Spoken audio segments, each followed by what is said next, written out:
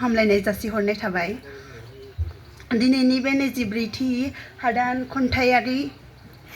थुनलाइयारि खन्थाइ जथुम्माजों लोगोसे बिजाब मेलाव दिनै खुंलांनाय बे आफादावनो आफादगिरि नेहाथारि आरो बिजिरगिरि सार मेडाममोन आरो जोंनिनो फरायसालिमानिनो सार मेडाममोन आरो जोंनि बे फरायसालिमानिनो आंनिख्रुइ देरसिन आब' आदामोन आरो आंनि समान लोगो नोंथांजोमोन।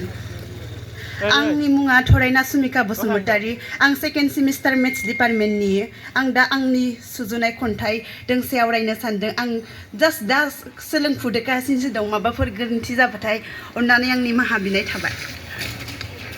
आइनि अननाय दिनै नों बिमाया गावनि दुखुखौ बावनानै आंनो बुहुमखौ सिनायहोबाय।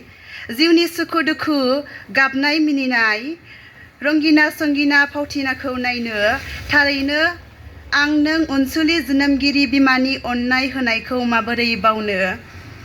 दुखुनि समाव नों आंखौ गुरै रावजों बुरखायफैनानै गोसोनि दुखुआव नों आंनो खुसि होफैयो।